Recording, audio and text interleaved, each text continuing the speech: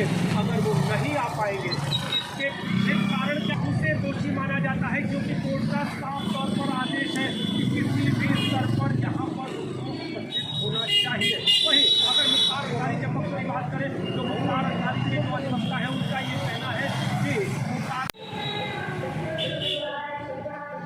Sir थोड़ा इधर आ जाइए, आप इधर आ जाइए। हाँ थोड़ा दूरी पर, थोड़ा सा आप इधर आ जाइए, दूरी रहेगा ठीक रहेगा ना।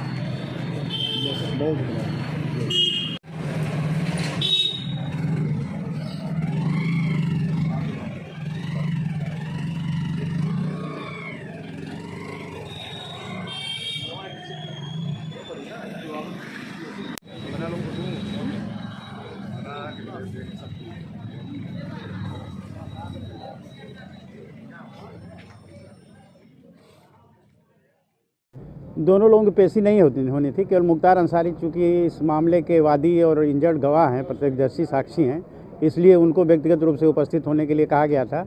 और ब्रजेश सिंह जैसे वकालतन उपस्थित होते रहे हैं, उसी तरह से उनके उपस्थित होने की संभावना थी। तो मुख्तार अंसारी आज प्रशासनिक कारणों से नहीं आ पाए हैं।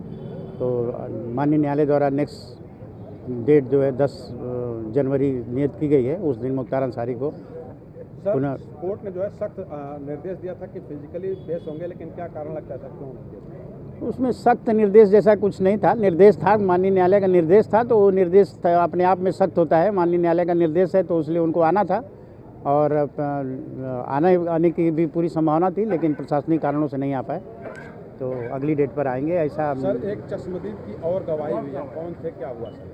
वो जो चश्मदीद एक तौकीर चश्मदीद थे और वो घटना के संदर्भ में उन्होंने अभियोजन कथानक का समर्थन किया है। सर, इसमें अब तक कितने गवाहों की गवाही हो चुकी है? चार गवाही, आज चौथी गवाही थी। तो अभी जैसे वकील बता रहे थे कि कुछ गवाह पक्षद्रोही हो गए थे और उन्होंने रिक्वेस्ट की थी पक्षद्रोह की मांग की, ये क्या मामला था?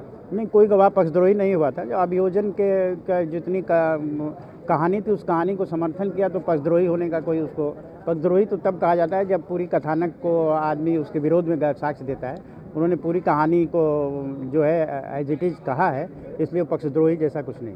तो अगली तारीख क्या पड़ी है और सर उस तारीख पर क्या होना है? अगली तारीख 10 जनवरी 2023 पड़ी है और उस दिन मुख्तार अंसारी को व्यक्तिगत रूप से उपस्थित करने के लिए माननीय न्यायालय का आदेश है और उस दिन मुख्तार अंसारी की गवाही होगी। आज माननीय न्यायालय में उपस्थित हुए थे माननीय न्यायालय के द्वारा सम्मन जारी करने पर, और उन्होंने अपना मुख्य परीक्षा जो है बयान उन्होंने न्यायालय के समक्ष दिया है और उनकी जो है क्रॉस एग्जामिनेशन अभियुक्त गण ब्रजेश सिंह एवं त्रिभुवन सिंह के अधिवक्ता महोदय द्वारा पूर्ण की गई। उनकी गवाही आज पूर्ण हो गई और माननीय न्यायाधीश महोदय ने 10 जनवरी की अग्रिम तिथि दी है और माननीय न्यायाधीश महोदय ने मुख्तार अंसारी को यहाँ पर गवाही के लिए 10 जनवरी को तलब किया गया है। और हमने एक सुरक्षा के बाबत एप्लीकेशन दिया था माननीय न्यायाधीश महोदय को कि उनको पर्याप्त सुरक्षा दी जाए, जिससे कि मतलब वो निर्भीक होकर गवाही दे सकें, क्योंकि वो वादी मुकदमा है और वही मुख्य गवाह हैं और घायल गवाह हैं। उनकी जो है बादा से यहाँ लाने में रास्ते में कहीं भी हत्या की संभावना है और जिससे कि वो गवाही न दे सकें। अब इसमें 161 के बयान में जो तौकीर ने बयान दिया है उसमें उन्होंने 161 में ये कहा था, आईओ को बताया था कि गाड़ी ट्रक में जो है डाला में छिपे अनिल सिंह, जिसको मैं अच्छी तरह से पहचानता हूं, और 2 आदमी और जिन्हें बाद में बतलाया कि ब्रजेश सिंह निवासी धरहरा एवं त्रिभुवन सिंह निवासी मुड़ियार सैदपुर, दोनों व्यक्तियों AK-47 राइफल व उनके 5-6 बदमाश जो 12 बोर बंदूक व अन्य असलहों से लैस थे गोलियां चला रहे थे। 161 के बयान में आईओ ने, विवेचक ने तौकीर अहमद के बयान में लिखा है, लेकिन अभियोजन के डीजीसी महोदय द्वारा यह प्रश्न नहीं पूछा गया कि आपने 161 में विवेचक को बयान दिया था तो ये मतलब उनको आपने व्यक्तियों का नाम बताया था कि नहीं बताया था। यह प्रश्न पूछा जाना चाहिए था कि आपने गोलियां चलाने वालों व्यक्तियों का नाम विवेचक को बताया था कि नहीं बताया था। हालांकि अभियोजन के डीसी महोदय ने माननीय न्यायालय से अनुरोध किया मौखिक रूप से कि इस गवाह को पक्षद्रोही घोषित कर दिया जाए। यह डीसी महोदय ने अनुरोध किया कि यह 161 का समर्थन मुलजिम का नाम नहीं बता रहा है, जो कि आईओ ने लिखा है, नामजद लिखा है।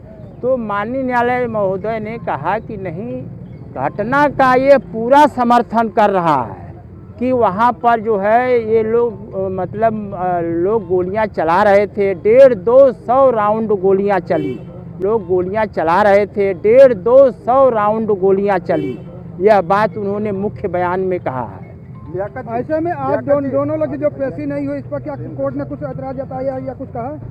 कोर्ट ने, माननीय न्यायालय ने कहा है कि हम आदेश अभी करेंगे, आप लोग देख लीजिएगा। 10 जनवरी तारीख माननीय न्यायाधीश महोदय ने बताया है और 10 जनवरी को मुख्तार अंसारी माननीय पूर्व विधायक को तलब किया गया है गवाही के लिए, और हमने पर्याप्त सुरक्षा व्यवस्था दिए जाने का अनुरोध माननीय न्यायालय से किया था, जो कि एप्लीकेशन हमारी आज आदेश में लगी है। उस पर माननीय न्यायाधीश महोदय ने बहस सुन करके आर्डर में रिजर्व कर लिए हैं, कहें कि आश्वासन दिए हैं कि आपके वादी मुकदमा मुख्तार अंसारी को पर्याप्त सुरक्षा दी जाएगी ताकि वो गवाही दे सके। हमने न्यायालय से कहा कि ऐसा न हो, ऐसी संभावना है कि गवाही से पहले ही उनकी हत्या किए जाने की संभावना है, ताकि वो मुख्य गवाह है और सारा केस मुख्तार अंसारी पर ही डिपेंड है।